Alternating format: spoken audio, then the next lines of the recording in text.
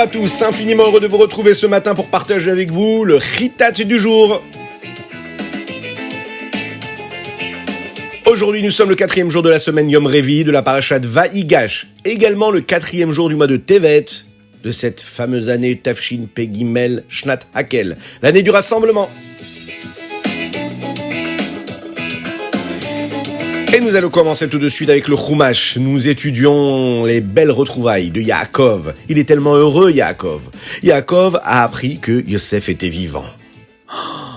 Il veut vraiment le voir avant de quitter ce monde. Il a peur de mourir en Égypte. Il comprend tout cela. C'est la raison pour laquelle Yaakov a déjà préparé l'endroit où il sera enterré, à savoir à Meharat, à Marpella, en Eretz Israël, à Hebron. Il va s'en occuper juste avant de descendre en Égypte. Il va préparer ses habits, ses vêtements, ses objets, toute sa richesse. Il va préparer toute sa famille. Et vous le savez, ils étaient quasiment 70 dans cette famille magnifique. Ils vont aller vers Hebron, ils vont s'arrêter à Beersheva, et là-bas, Yaakov va apporter un korban, un sacrifice pour Dieu, pour le remercier, pour tout ce qu'il a fait pour lui. Maintenant qu'ils sont une belle famille, Yaakov ressent le besoin d'aller déjà avancer dans son histoire. Il sait qu'il va devenir un grand peuple. Il sait aussi que Akadosh Baruch Hu, Dieu lui avait fait une promesse, celle qu'il avait fait à Abraham et à Yitzhak. Il lui avait dit, tu seras un grand peuple qui vivra en Eretz Israël. Il ressent cela. Il sait que cela va se passer grâce à lui. Il décide donc de continuer cette histoire. Yaakov va faire un rêve. Et dans ce rêve, on lui dit, Yaakov, Yaakov. Yaakov répond, Hineni, me voici. Et Dieu lui dit, n'aie pas peur de descendre en Égypte. Parce qu'il faut que tu saches que c'est là-bas que ton peuple grandira. Je l'ai dit à Abraham, je lui ai dit qu'il aura des enfants et que ses enfants seront en Eretz Israël. Et c'est ainsi que Yaakov prend la route avec sa famille et arrive en Égypte. Yaakov, ses femmes, ses enfants vont venir avec des belles charrettes. Ils amènent avec eux des cadeaux pour Yosef, ils amènent avec eux leurs animaux qu'ils avaient eus déjà en Eretz Kenaan. Yaakov prend avec lui les bois de Chittim, les bois de cèdre, qu'il va planter en Égypte. Et vous vous en souvenez, c'est ce qui va permettre aussi beaucoup de choses dans la suite des événements, ces bois de cèdre. Afin qu'ils soient prêts pour le Mishkan, quand les bénis Israël vont sortir d'Égypte. Et là, tous les enfants de Yaakov, ses enfants, ses petits-enfants, tous sont venus ensemble avec lui. Imaginez le beau voyage pour arriver jusqu'en Égypte. Ce devait être magnifique.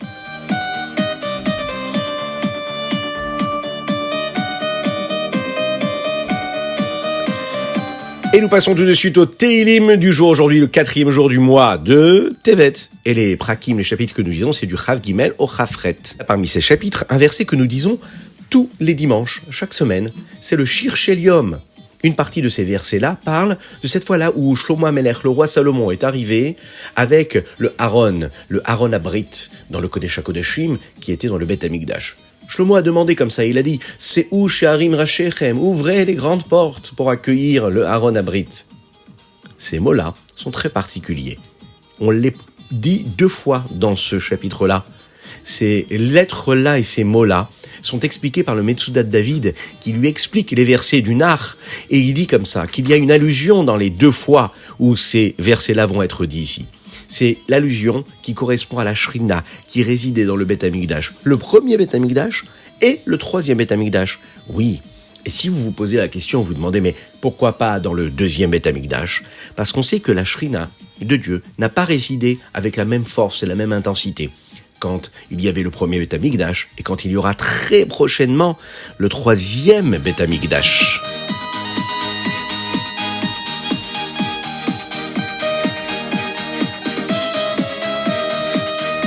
Ce qui nous amène à partager tout de suite le Tanya du jour. Aujourd'hui, nous abordons le 7e chapitre, 4e jour du mois de Tevet, Shana Pshuta. Nous allons parler aujourd'hui de la Klipat Noga. La Klipat Noga, c'est l'écorce de Noga. Vous savez, c'est comme dans les fruits. Mais il y a des fruits qui ont une écorce qui est dure. Par exemple, les noix, ou les oranges. Et les oranges, l'épluchure, elle est épaisse. On ne peut pas manger l'orange avec sa peau. En général, on retire la peau de l'orange. Quand on veut manger de la noix, eh bien, on enlève aussi également cette écorce-là. Mais il y a aussi des fruits qui ont une petite peau toute fine qu'on a la possibilité de retirer, mais qu'on peut aussi consommer. Par exemple, la pomme. Oui, il y a une petite peau, on peut la retirer, mais si on rince bien, on lave bien la pomme, et qu'on la nettoie bien avec une petite serviette avant de faire la bracha, eh bien on peut aussi consommer cette peau-là. Quelle est la différence? Eh bien, hier nous avons parlé des shalosh klipot atemot, des 3 écorces de l'impureté. Ces écorces-là représentent tout ce qui est impur est interdit ici-bas sur terre, qu'on ne doit jamais consommer. C'est interdit parce qu'on ne peut pas le sanctifier. Et on sait qu'un juif, sa mission ici-bas sur terre, c'est de faire tout ce que Dieu lui a demandé, à savoir de s'associer à lui pour faire en sorte que tout ce qui a été créé dans le monde, à travers la nature, le minéral, le végétal, l'animal et l'homme, soit sanctifié, purifié et élevé. Mais ce qui est interdit ne peut pas être sanctifié. Il nous reste ce qui est neutre. Ce qui est neutre, c'est-à-dire justement cette écorce-là qu'il peut y avoir sur le fruit. À travers le fruit et à travers cette petite peau, on voit quand même le fruit. Donc je vois la présence de Dieu dans ce qui est permis, mais parfois je peux utiliser ce qui est permis pour quelque chose de négatif. Par exemple, si je consomme un aliment et que je ne fais pas la bracha dessus, je ne l'élève pas, je ne le sanctifie pas, je le mange juste parce que ça me plaît, parce que j'aime ça, mais pas pour le sanctifier, l'élever pour Dieu, pour avoir de la force et de l'énergie pour servir Dieu. Eh bien, je peux faire retomber l'énergie, la vitalité qu'il y a dans cet élément-là, dans cet objet-là, qui était neutre, vers les sources de l'impureté. Mais je peux aussi, et ça c'est extraordinaire, l'élever, le sanctifier, le transformer en quelque chose de kadosh. Prenez un exemple. Est-ce que vous aimez la glace? Bon, c'est vrai que c'est l'hiver, mais il y a un plaisir particulier à manger de la glace aussi en hiver. J'espère que je ne vous ai pas donné envie. Bon. Est-ce que je peux servir Dieu avec de la glace? Alors, si je n'avais pas vraiment besoin de cette glace-là et que je mange juste pour mon plaisir, eh bien, je peux faire descendre l'énergie, même qui était dans cette glace-là qui était cachère, la faire descendre dans l'impureté. Parce que je l'ai fait uniquement pour moi.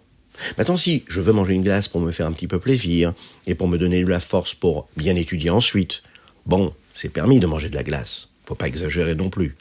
Mais c'est sûr que quand on va grandir, on va devenir un chassid qui est plus affirmé, alors à ce moment-là, on pourra essayer de faire en sorte de, même si on a envie de manger la glace, de ne pas la manger. Et de cette façon, on se rapproche encore plus d'Hachem, on se sanctifie. En résumé, à chaque fois que je vais consommer, à chaque fois que je vais faire quelque chose dans ma vie, qui est permis, mais que mon idée, c'est de me mettre dans une situation, dans un état émotionnel ou intellectuel, psychologique, qui va me permettre de mieux servir Dieu, alors à ce moment-là, j'aurai le droit de le faire, même si c'est permis. Maintenant, si c'est permis, mais c'est juste pour mon plaisir personnel et que je ne vais pas servir Dieu avec, alors ça reste superflu. Et si c'est superflu, c'est pas nécessaire. Et si c'est pas nécessaire, eh bien, un bon juif essaye de ne pas le faire. Voilà. Bon, on va essayer d'être le meilleur des juifs et le meilleur des chassidim. Regardez un autre exemple qu'on pourrait donner ici. Je vois un ami à moi qui n'est pas très joyeux, il est un peu triste. Bon, alors, c'est une mitzvah, et ça fait partie de la Ahavat Israël, de l'amour du prochain, d'aller lui raconter une blague, pour le faire sourire. Maintenant, si je prends cette blague-là et je la raconte en plein milieu du cours, au lieu d'écouter le professeur qui donne le cours, eh bien à ce moment-là, c'est pas du tout le moment. Et donc la blague que j'ai pu faire, même si c'était une blague qui était permise, où il y avait des belles paroles saintes, eh bien si c'est juste pour rire comme ça ou me moquer de l'un ou de l'autre, eh bien c'est interdit, cela devient de l'impureté. Maintenant, si j'ai utilisé cette blague-là qui était pure et permise pour faire rire mon copain ou mon petit frère ou ma petite sœur qui était triste, pour lui changer les idées par exemple, ou bien je vois que mon papa ou ma maman, ils sont un peu tristes parce que la vie elle est compliquée parfois, le travail était difficile, il y a des soucis, et je décide, allez, de faire une bonne blague à mon papa ou à ma maman pour les faire sourire, les rendre joyeux. Eh bien là, c'est une belle mitzvah que j'ai fait là. Il n'y a pas plus beau que de faire sourire ses parents, de les rendre heureux. D'ailleurs, je vais vous raconter une petite histoire. Vous connaissez Reb Shmuel Munketz? Eh bien, lui, c'était un grand chassid du Rabbi Shlomo Zalman de Liadi. Un jour, ils sont arrivés devant la maison du Rabbi et ils ont vu qu'il était accroché de bas en haut sur un arbre juste à côté de la maison du Rabbi Shlomo Zalman. Ils ont dit, mais qu'est-ce que tu fais là, Reb Shmuel Munketz? Il a répondu, il a dit, vous savez, quand on passe devant le cordonnier, il y a une grande chaussure qui est là. Lorsque l'on passe devant le poissonnier, il y a un grand poisson qui est dessiné. Et lorsque l'on passe devant le boulanger, il y a un grand pain qui est dessiné. Afin que tous sachent que ici, on vend du pain, on vend du poisson. Ou bien, Un cordonnier qui répare des belles chaussures. Eh bien, moi, je suis le chassid de Rabbi Shlomo Zalman de Liadi. Et moi, ce que je veux savoir, c'est que chaque personne qui va passer ici, elle puisse, elle, se dire que le rabbi, ici, il est en train de faire des chassidim. Et vous l'imaginez, tout le monde s'est mis à rire, vous l'imaginez, et je suis sûr aussi que vous aussi, vous riez de cette magnifique histoire qui, j'espère, vous a apporté beaucoup de joie.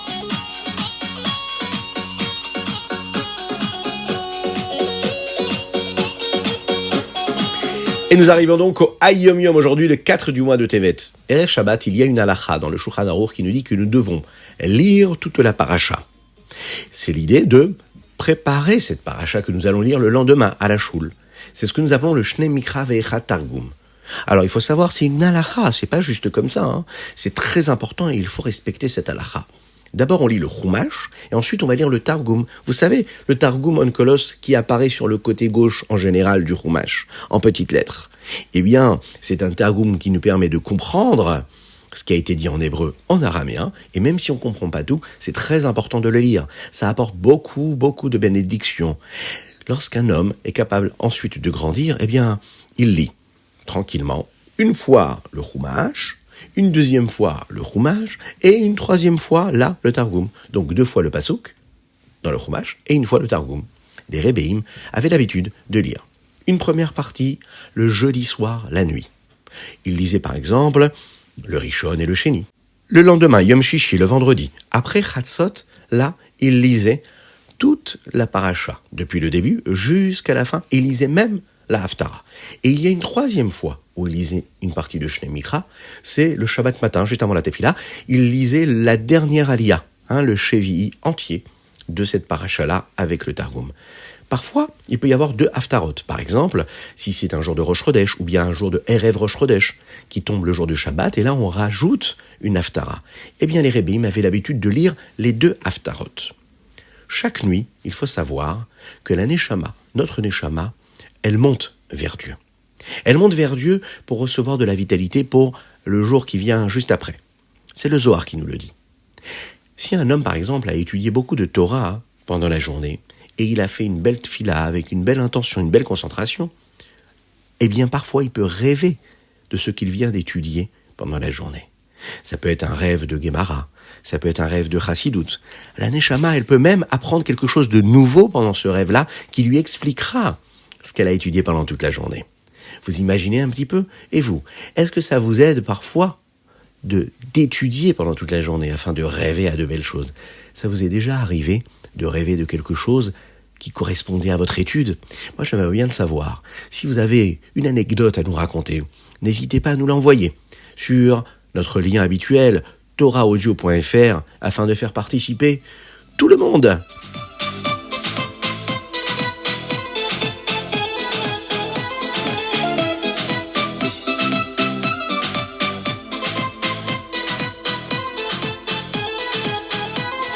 Et voilà, c'était le Chitat du jour. Aujourd'hui, la dédicace est pour la guérison complète et totale de Sheina Chenia Tzipora Bat Chaya Yocheved. Je répète, Sheina Chenia Tzipora Bat Chaya Yocheved.